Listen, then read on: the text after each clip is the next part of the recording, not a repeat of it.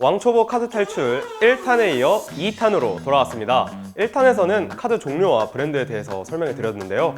카드가 무엇인지 알았다면 이제 발급을 받으셔야겠죠? 하지만 발급 전에 이것만큼은 무조건 알아둬야 할 것들이 남았습니다. 그래서 오늘 준비한 카드 초보 탈출 2탄에서는 카드 발급 전 알아두면 좋을 필수 개념 과연 무엇인지 바로 알아볼까요? 첫 번째로 카드는 연회비가 존재합니다. 연회비란 무엇이냐? 카드 발급 시 회원 관리, 카드 발급이나 카드별 서비스 제공을 위한 수수료라고 보시면 되는데요. 매년 카드를 발급받는 5월 기준으로 1년마다 청구됩니다. 내가 5월에 카드를 발급받았다면 내년 5월에 다음 연회비가 청구되는 거죠. 연회비는 기본 연회비와 제휴 연회비 두 가지로 나뉘어지는데요. 기본 연회비는 회원 단위로 부과되고 보유한 카드 매수와 상관없이 연 1회 청구됩니다. 제휴 연회비는 카드 상품 단위로 부과되는 연회비라고 보시면 되겠습니다. 두 번째는 전월 실적인데요. 보통 1일부터 말일까지 사용한 금액을 전월 이용 금액이라고 하죠. 하지만 전월 실적은 전월 이용 금액과 차이가 있습니다. 이는 카드사에서 실제로 사용 금액으로 인정하는 항목이 따로 있기 때문입니다. 전월 실적 제외 항목은 하단에 자막으로 보여드릴 테니 카드 사용하실 때 이 부분은 감안해서 이용하시면 좋습니다. 만약 전월 실적이 30만 원이고 실 사용액이 35만 원인데 제외 항목에서 7만 원을 사용했다면 실적은 28만 원으로 혜택을 누릴 수 없게 됩니다. 그래서 내 카드는 어떤 항목이 실적이 인정이 되나 꼭 확인해 봐야 합니다. 세 번째로 할인 및 적립 한도입니다. 전월 실적을 충족했더라도 카드별로 혜택을 무한대로 받을 수 있는 건 아니에요. 각 카드마다 할인을 받을 수 있는 혜택이 다릅니다. 할인율이 높더라도 한도가 정해져 있다면 그만큼만 혜택을 누릴 수 있습니다. 예를 들어 볼까요?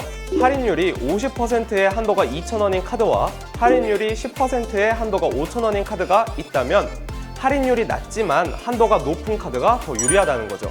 네 번째는 할인 유형입니다. 크게 세 가지의 유형이 있는데요. 청구 할인은 카드사에서 카드 대금을 청구할 때 할인을 해주는 서비스로 카드 대금 결제일에 그만큼 할인되어 금액이 빠져나가게 됩니다. 그 다음 환급 할인은 정상 금액으로 결제가 진행된 후 정해진 일자에 일정 금액을 계좌로 환급받게 되는 거죠. 마지막으로 현장 할인이 있는데요. 카드를 사용하는 시점에서 바로 할인이 적용되는 유형입니다. 마지막은 결제 조건을 체크해야 하는 건데요. 할인이 된다고 하면 무조건 되는 건 아닙니다. 금액, 시간, 결제 방식에 따라서 혜택이 제공되는 게 조금씩 다릅니다. 결제 조건을 예를 들면 10만 원 이용 시, 주말 이용 시, 오전 9시부터 오후 9시까지 이용 시 등 조건에 따라 혜택이 조금씩 다르다는 걸 볼 수 있습니다. 필수 개념까지 알았다면 이제 카드를 발급받을 일만 남았는데요. 하지만 아직 마지막 관문이 남아 있습니다. 그것은 바로 결제일을 설정하는 것인데요. 카드 결제일은 어떤 날로 설정하는 게 좋을까요? 1일? 월급날? 아무 일자? 결제일을 정하기 위해서는 전월 실적과 연결 지어서 설정하면 도움이 됩니다. 만약 제가 카드 결제일을 1일로 지정했다고 가정하면 이번 달에 받는 카드 혜택은 5월 1일부터 말일까지 사용한 전월 실적에 따라서 혜택을 받을 수 있는 거죠. 하지만 카드 결제 금액은 그보다 전인 4월 18일부터 5월 13일에 결제한 금액이 6월 1일에 청구되는 것이죠. 카드 혜택을 최대한 누리기 위해서는 전월 실적이 카드 결제일에 청구되는 금액과 같다면 알아보기가 쉽겠죠? 각 카드사별로 추천하는 일자가 조금씩 다른데요. 보통 12일에서 15일 내외를 추천드립니다. 오늘의 마지막은 결제 취소에 대해서입니다. 많은 분들이 결제를 취소했는데 언제 돈이 빠져나가고 언제는 바로 취소가 되고 이런 경험들 많이 겪으셨을 거예요. 이를 알기 위해선 신용카드가 어떻게 결제되는지를 알아야 합니다. 먼저 신용카드는 물품을 구매할 때 카드로 결제를 하게 됩니다. 그렇다면 카드의 유효기간이 지나거나 한도가 초과되지 않는 상황에서 카드 결제가 승인이 됩니다. 보통 이 두 과정은 거의 동시에 진행이 되는데요. 이 과정을 겪으면 카드 영수증이 발행되고 이때 카드 한도가 차감됩니다. 그 다음 가맹점에선 카드사에게 소비자가 결제한 금액을 지급해달라고 하는데요. 이때 카드 전표를 제출하고 대금을 받게 됩니다.